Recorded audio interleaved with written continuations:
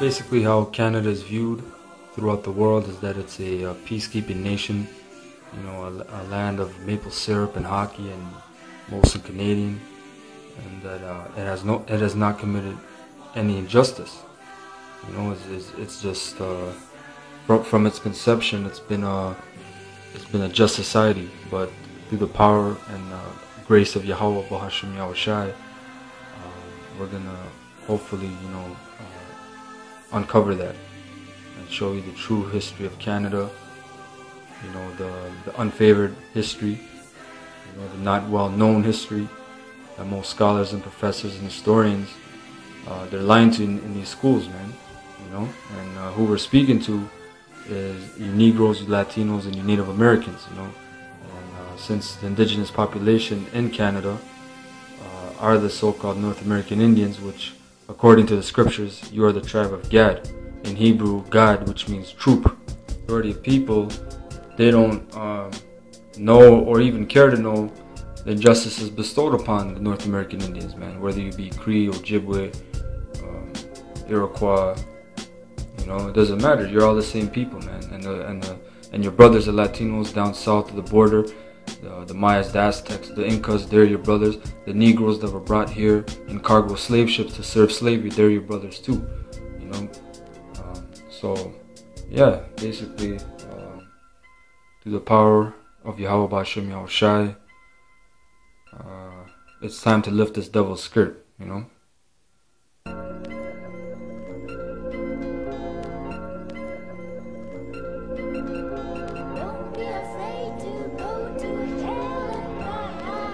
We survive through hell. Don't be afraid to go to hell. We survive through hell. Don't be afraid to go to hell. We survive through hell. Don't be afraid to go to hell.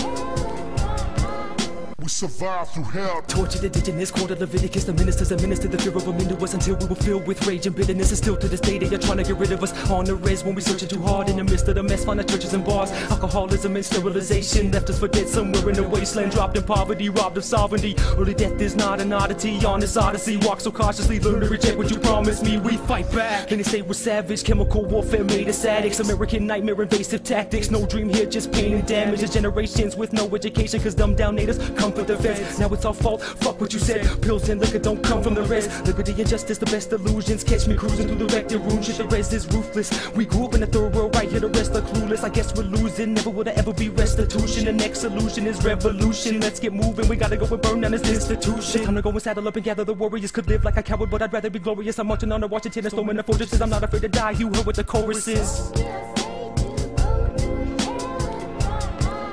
We survive through hell.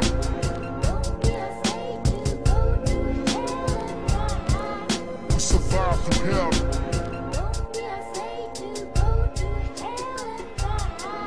We survive through hell.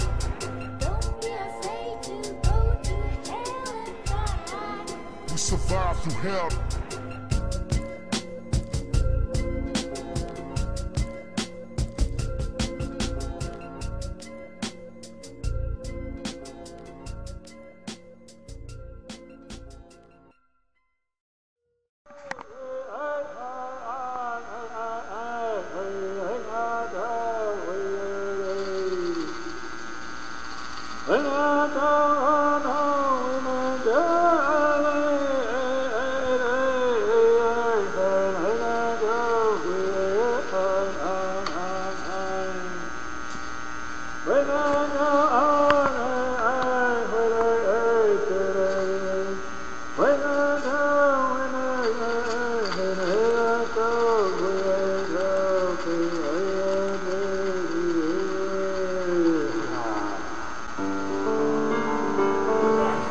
Two tribes.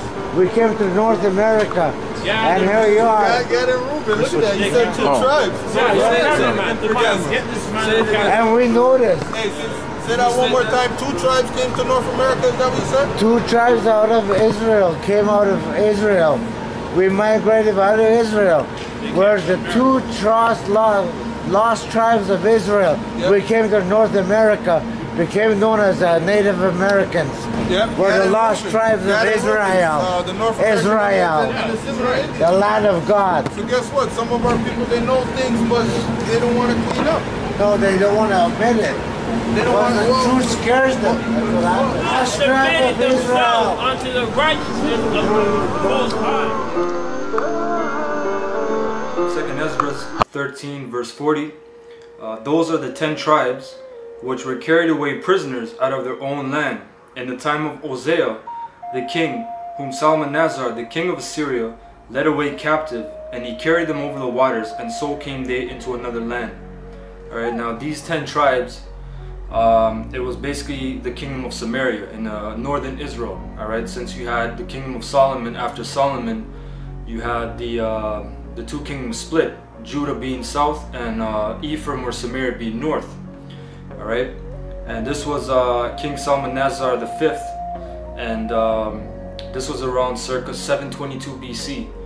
Alright, so he had Salmanazar come and overtake Samaria, and he deported the Israelites into Assyria. Alright, it says verse 41, but they took this counsel amongst themselves that they would leave the multitude of the heathen and go forth into a further country where never mankind dwelt. Now mind you, this is 722 BC. Alright, you had people dwelling in Africa, you had people dwelling in Persia, in Europe, in Asia.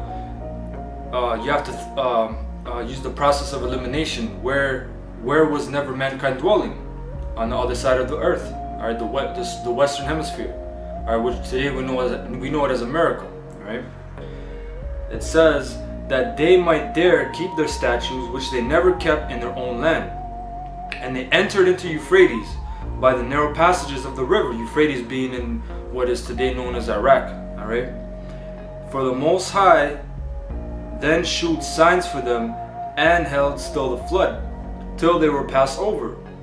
Alright, because basically what they did, they went from Assyria, they went into Iraq, went into the Euphrates River, went through the Persian Gulf, and went all the way around through South Africa. And those oceans or waters, even today they're known as very turbulent waters. Very a lot of shipwrecks happen, rough seas they call it.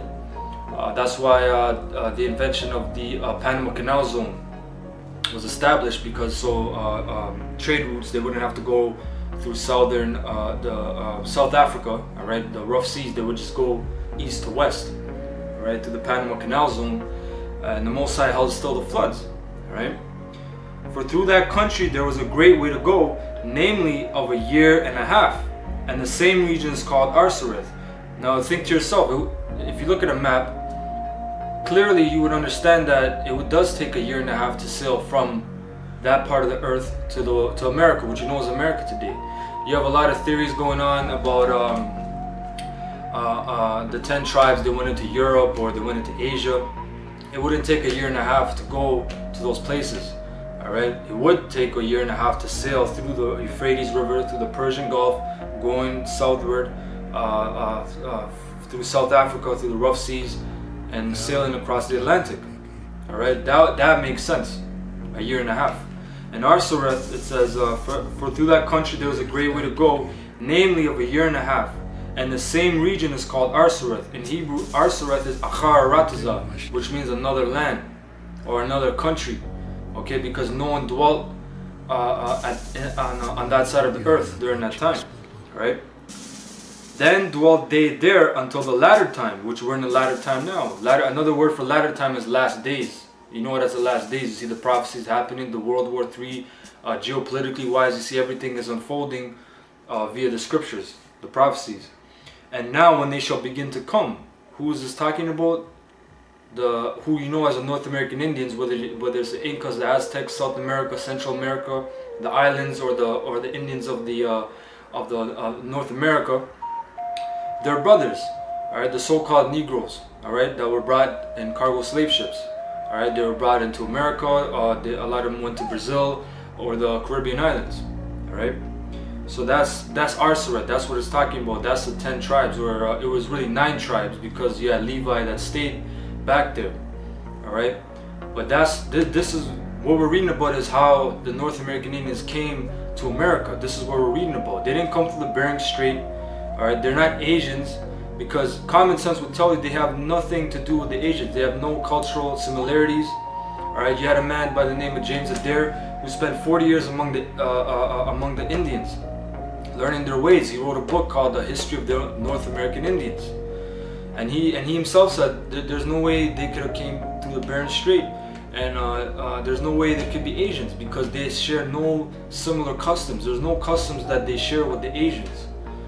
Okay, so this is what we're reading about. You have many legends of our people that tell you they came from the east. You know, when I've studied among the, for example, the Anishinaabe, all right, they tell you that they came from the east. Right, that they came to what they call Turtle Island. All right, they call this place Turtle Island. You know, and that's what we're reading about, Arsareth. You know, and we have archaeological records. This is from a book called The 10 Tribes of Israel by Timothy R. Jenkins. All right, and this is some of the legends that the North American Indians have among themselves. All right, it says, in order to preserve them pure and incorrupt, they are careful not to deliver them indifferently, meaning their customs and legends, to all their young people, but only to those young men of whom they have the best opinion. They hold it as a certain fact, as delivered from their ancestors, that their forefathers in very remote ages came from a far distant country by way of the west. All right, they came from the eastern hemisphere, they sailed west, where all the people were of one color, because all people originally were of one color. It's who you know as Esau in Hebrew, Aisha, which means wasted away. What is wasted away from the white man? His pigment, his pigmentation. That's why you try to go in the sun and you try to get get your sun lotion, and you try to get a suntan. All right, everyone is of one color. You try to say the North American Indians are red, they're not red. Okay, James Adair, he told you they're of copper color. All right, they resemble their skin resembles copper. All right, copper can be ranging from dark brown to light brown at certain times. If you have jewelry, for example, and obviously the copper, there's a term that is called oxidization, when you have the air and all the bacteria mixed with the copper, it might turn green, but it also might resemble a reddish color, but it's still brown. Like down south, you have light-skinned black people. What do you call them? Red bones. That's like the copper that they're talking about, but they're not red. Red is totally different. The white man is red. All right, when he blushes, what color does he turn? Red. All right, when he's embarrassed, what color does he turn? Red. When it's winter and it's cold outside, what color does he turn? Red. All right, the North American Indians are dark brown or light brown complexion, which resembles copper. All right, if you study and you look at copper, you understand what I'm talking about. It says, and that in process of time they move eastward to their present settlements. All right, and this is from page 80. All right, our southern Indians have also a tradition among them, which they firmly believe that of old time their ancestors lived beyond a great river, that 9 parts out of 10 of their nation pass over the river. All right, which we just read in the book of 2nd Ezra, the 13th chapter, 9 tribes. All right, but the remainder refused and stayed behind, that they had a king when they lived far in the west, who left 2 sons, that one of them with a number of his people traveled a great way for many years, till they came to the Delaware River and settled there. All right, so that's what we're going into. And before this segment began, you were shown a clip of us being on the streets teaching our people, and one of our people, the tribe of Gad, all right, he came up and he told us that two tribes came here, and that they came from the land of Israel and they migrated to America, became known as North American Indians. All right, and a lot of North American Indians, you get offended and you don't understand, but these are the prophecies, man. And really, it's not meant for the majority of you to understand, because there's 12 tribes of Israel. Only 12,000 out of each tribe will wake up and come to their senses, to their wits, and understand the truth. So we're not looking for a large segment of people. All right. There's another book I want to bring out. All right, because a lot of people ask, oh, how did they come here? You know, there's an instance where I was in high school, and we're actually talking about this same scenario, that there's a theory, like the Mormons, they believe the North American Indians are Israelites. So they're talking about this, and they brought up, how did they come here? And in my head, I obviously said by boat, you know. And there's records that show you that they're expert navigators of the seas. So this is a book called Africans and Native Americans: The Language of Race and the Evolution of Red-Black Peoples. Again, going off of the red and black, because there's no such thing as black people. It's if you look at the dirt, the darkest dirt, the term is humus. That's a ingredient in the dirt that makes it rich. It's not black, it's dark brown. It may look black, but it's not black. You know, you show me a so-called black person, that jacket is black. All right, it doesn't match with their skin. It's a dark brown complexion. So again, going off by Jack D. Forbes, and we're gonna go to page 9 and read about what Columbus wrote. All right, so this is page 9. The Americans of the Caribbean region were outstanding navigators and seamen, as noted by the Spaniards and other Europeans. Christopher Columbus was impressed everywhere by their skill. He noted, for example, that their boats, which they called canoes, were excellently made from a single tree, were very large and long, carrying sometimes 40 or 45 men, 2 or more, in width. The American boats were unsinkable, meaning the North American Indians' boats were unsinkable. All right, because it says from one tree, 40 to 45 men could travel on that one boat. All right, and if you know, prior to the pre-Columbian age, that they call Columbian age, all right, you had very large trees. All right, you have accounts in Canada among the Ojibwe when the French came, before they made their log houses in their villages. The trees were so large that they would cut out the hollow of the tree. The tree is still standing, but they would cut out the center of it, and they would actually sleep inside of it. That's how large in diameter it was. All right, and it was very tall, and all those trees are since long cut down, obviously, to make all the villages and forts. All right, but that's all. That's an idea of how large these trees were. So it's not a far-fetched idea, concept to understand that, listen, these people were expert navigators. All right, and obviously what they brought back from the old world, they practice in what you call the new world. Right? It says, page 10, Andre Bernaldez recorded from Columbus that the Americans navigated in their canoes with exceptional agility and speed, with 60 to 80 men in them, each with an oar, and they went by sea 150 leagues or more. They were masters of the sea. It says, a canoe was later discovered in Jamaica, which was 96 feet long and 8 feet broad, made from a single tree. 96 feet long, okay, from a single tree. All right, and the people inhabiting Jamaica before the slaves got there, all right, which were their brothers, tribe of Benjamin, were the Arawak Indians. All right.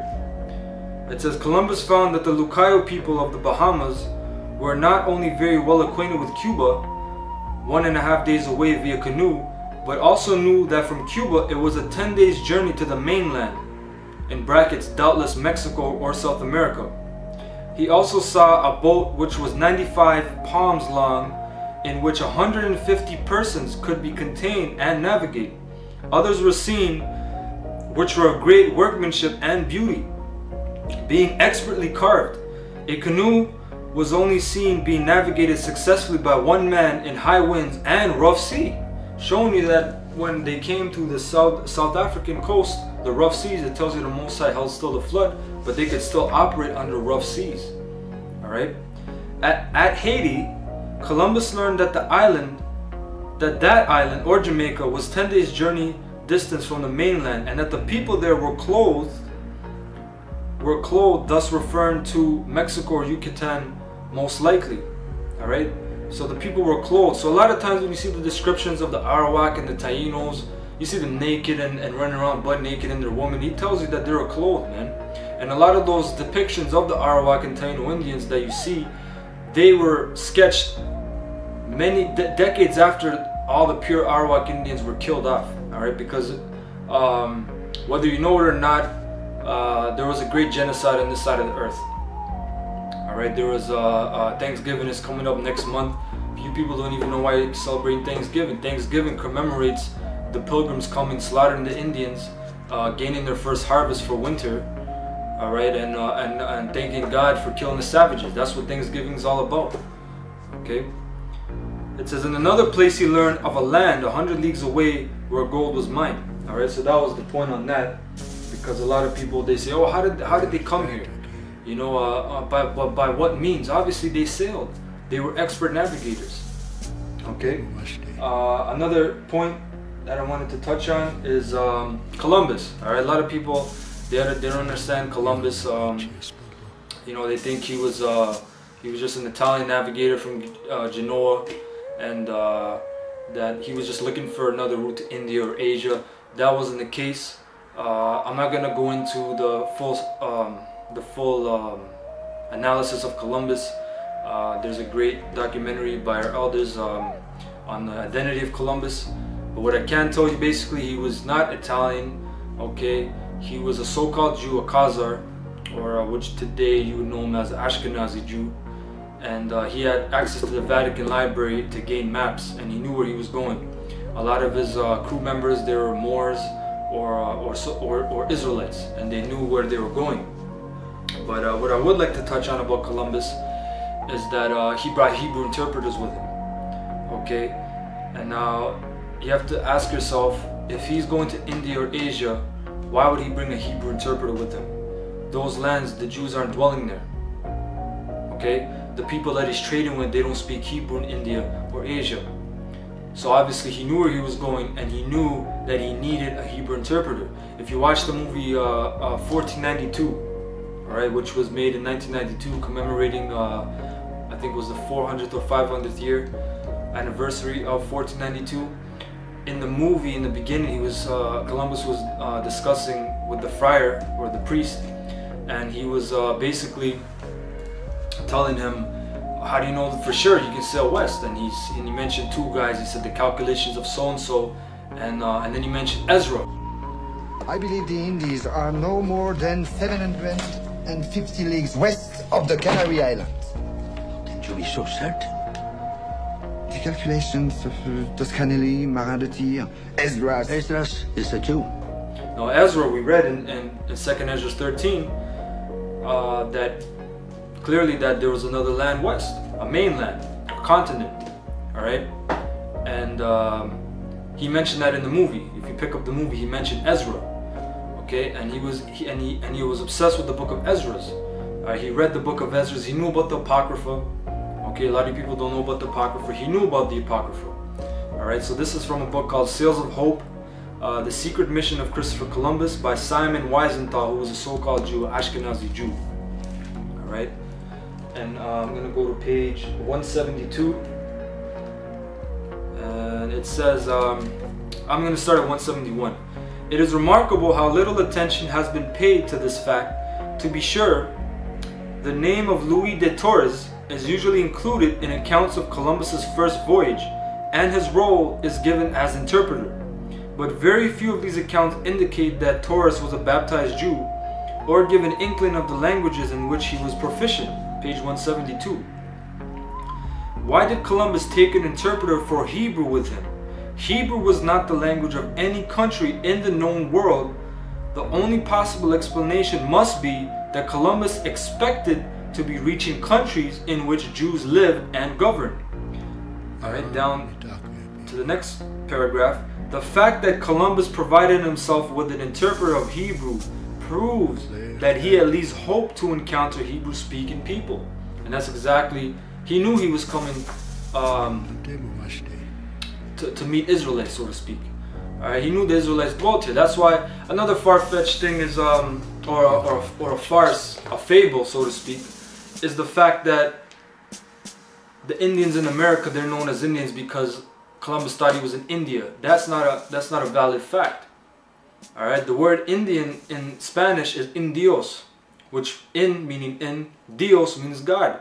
He found these people to be so godly and pleasant. Read Columbus's first description of these people. He says these are the best people on the earth. There's no greediness among them. There's no jealousy. There's no thievery among them. They share everything that they have. There's no sense of ownership. So they are better Christians than us. That's what Columbus said himself. So he said in Dios, meaning in God. These people are in God. Alright, that was his first description of them. But then he said, no, listen, we gotta call them savages. We gotta tell people, we can't tell people we conquered a civilized people. We have to call them savages. We have to tell these people they have no civilization, they have no history, they have no culture. Alright, that's how we're gonna take them over. Alright, and to further go into Columbus, and another thing I want to touch on is the fact that during the Renaissance meaning rebirth in the French, it was the time of Esau coming up to power. All right, because contrary to popular belief, you had black people ruling what is known as the Dark Ages, the medieval ages. All right, the Byzantine Empire, which ruled 1,000 years. Right, so-called black people, they were the nobility, they were the aristocrats, they were the royalty, and the white man was starting to come up during Columbus's voyages or his life. The Pope at the time was Pope Alexander VI, which his real name was Rodrigo Borgia. If you study the Borgias, there's an HBO special on them called the Borgias, but they kind of sugarcoat it. I would suggest people to actually read upon the Borgias. They're a disgusting, vile family. And if you know about the Last Supper image drawn by Leonardo da Vinci, who you know as Jesus Christ, portrayed to be Jesus Christ with the blonde hair and the blue eyes, is actually Caesar Borgia. They're a crime family in Spain, in Europe, period, I would say. And the papacy belonged to the Borgias through Pope Alexander VI, who was Rodrigo Borgia. Now, Rodrigo Borgia actually gave the license to Columbus. He said, listen, any lands, he drew a line. He said, any lands west of the Cape Verde Islands, which is just off the west coast of Africa, any lands west of that, you claim for Spain. That's what he said. If I just have to laugh, because if people still believe that, oh, everyone thought that the earth was flat, and if you sailed west you would fall off the edge of the earth. No, listen, when Esau came up was coming up to his power, to his rulership, he was gathering the records of our people. In the scriptures it tells you that the earth is a circle. The North American Indians, they knew the earth is a circle. Alright? So it wasn't a big thing, oh yeah, the earth was flat. No, those were Edomites that were in slavery, so-called white people that were cavemen. And then when they started gathering the records of the Moors and the Israelites and all the libraries, they said, oh no, listen, the earth is round, and they started getting the knowledge. So they knew, and they read the Apocrypha, and they had other maps. Alright, and they said, listen, you go west. So why would the Pope tell them, listen, all the lands west of the Cape Verde, Verde Islands, you claim for Spain? How would he know that? Because they had the records already. Alright, and not anyone can go up in the Vatican records, man. Even the person of this book, Sails of Hope, he tried to go to the Vatican and get records on Columbus. And matter of fact, I'll read it. Alright, since I brought it up, I'll read it. This is from page 138. Alright, just to prove my point. It says, page 138, it says, I tried to find out more about the matter, but when I inquired in Rome, I was informed that the Vatican's documents on Columbus are not accessible. Not that they don't exist, they're not accessible. How are they not accessible? Why in the Vatican do they have armed guards at a library, right? Right? People make fun of books and reading. Reading, all those things is power, man. What is hidden in the Vatican vaults? In the catacombs. There's still catacombs under Italy right now. Alright, built by our ancestors, the Christians who were persecuted by the Romans. What is in those books? What is in those libraries? Why are there armed guards there? Alright? So that's just a point that I want to bring out, that, oh yeah, everyone thought the world was flat and everything. No, they knew the record. They had the records, man. Okay? So this is just to go to further about Columbus. This is a book called Christopher Columbus, and the participation of the Jews in the Spanish and Portuguese discoveries by Meyer Kersling and Charles Gross. And this is from page 15, and it states, this is talking about Columbus. He was also very fond of reading the Bible and the fourth book of Ezra, which popularly known is the book of Ezra. Second Ezra is known as fourth book of Ezra, but we're reading it as the second book of Ezra, which was probably written by a Jew, of course, Ezra, who was a Levite, who lived outside of Palestine. According to his own assertion, the incentive that impelled him to plan his discoveries was not a love of science, but his interpretation of the prophecies of Isaiah. If you go to the book of Isaiah, I believe it's chapter 40, it tells you that the Most High God, He sits upon the circle of the earth, showing you. And Isaiah was around 700 BC, right, prior to the Assyrians, you know. So he already knew back then. Okay, in Portugal, Columbus earnestly conceived the idea of making maritime discoveries by way of the West. Alright, and at that time, for some people it was suicide to go west because they didn't have the knowledge, they didn't have the understanding. But the elites of that time, the elite people, they have the understanding. They had the records of the Vatican. You know, 1492, key year, they took over the Moors in Granada, Spain. They pushed out the final Moors. Alright, a lot of them were slaughtered, a lot of them went to North Africa, they were enslaved in Morocco and etc. But it was a key year, so they got the records. They completed the first conquering of the Israelites, so to speak.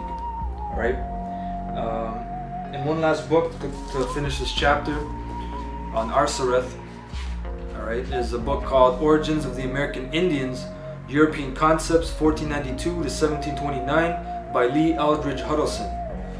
Okay, and this is from page 69, and it states, Garcia himself testified to the popularity of the theory among the common people of America, who, he said, thought the Indians, meaning the North American Indians, descended from the tribes of Hebrews lost in the captivity of Shalmaneser, which Shalmaneser being Shalmaneser V, which we read in 2nd Ezra, the 13th chapter. They based their belief in the condition, nature, and customs of the Indians, which they thought similar to the condition, nature, and customs of the Hebrews. It says the fullest statement of the 10 lost tribes theory relied on the apocryphal 4th Esdras. The story of the journey to Arsareth was presented in full in the discussion of Suarez de Peralta. Many writers identified Arsareth as America. Okay, and to do that, you know, it will be common sense, because like I said, from that geographical point, it doesn't take a year and a half to go to Asia. It doesn't take a year and a half to go to Europe. It would take a year and a half to sail through the Persian Gulf, around South Africa, across the Atlantic to America. That would take a year and a half. That's common sense. Alright, so with this concludes Arsareth. It's just a little history on it, how the North American Indians got here. And like I said, it's not for everyone. You know, we're only pushing this for the elect. You know, and we're glorifying Yahweh Bashem, Yahweh Shai, for giving us His truth. A lot of you Gadites, you come up, you North American Indians, Ojibwe, Iroquois, and you get offended. You know, Gad, how is that? What does that mean? You know, and like I said, we have Gadites that are waking up, and that's beautiful. You know, and that's why we're pushing this. And this is just a little intro to bring out on how the tribes got here. You know, how they came here. They didn't come through the Bering Strait. They didn't, you know, they didn't pop up out of nowhere, out of the earth. They sailed here. They were expert Navy men. So with that, we're gonna go on to the next point. Shalom.